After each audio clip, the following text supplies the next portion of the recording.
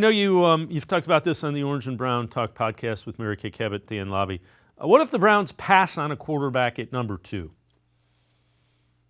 Yeah, I think it's an interesting question given the current state of what everyone thinks of this quarterback class, right? It's not 2024 where those 6 guys went off the board so fast in the first round. We know Jim Nagy at the Senior Bowl essentially said he doesn't know if any quarterbacks in this year's class would have cracked that top 6 last year. I think it's a fair question. Now, Andrew Berry at the Senior Bowl told my colleague Mary Kay Cabot and a couple other reporters down in Mobile that he does think there are quarterbacks in this draft who could be starters. But I am intrigued by this idea of, well, what are they really going to think of Cam Ward and Shedeur Sanders? Because while I don't hate them taking a quarterback at 2, if they think it's somebody who has the potential to be a franchise guy, somebody who they think they can work with, if you don't think that about either of those guys, or if you only think that about one and he is gone because the Tennessee Titans take him, or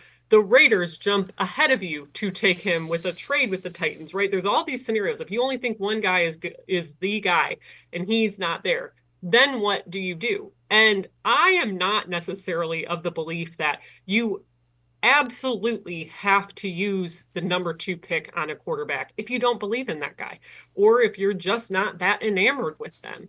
And maybe you find a solution another way, because there are obviously 2 really, really top tier players at the top of this draft who are not quarterbacks in Travis Hunter and Abdul Carter. So it kind of depends. I think everything is predicated upon what you think of Shedeur Sanders and Cam Ward and the rest of this quarterback class, and what you think a solution is there. Because you have to take at least one quarterback in this draft. Yep. But if you like another guy who you might be able to get later, it's a gamble, but it's certainly a possibility. You know, when I was playing around with the PFF mock draft simulator this week, I took Jalen Milroe in the second round, right, to allow the Browns to take Abdul Carter with the number 2 pick. And the simulator hated that pick because it said that's way too high for Jalen Milroe. Now, in actuality, he might go higher than that. He might not be available to them at 33 in the second round. But right now, when you look at how that board is kind of laid out, there's some interesting options if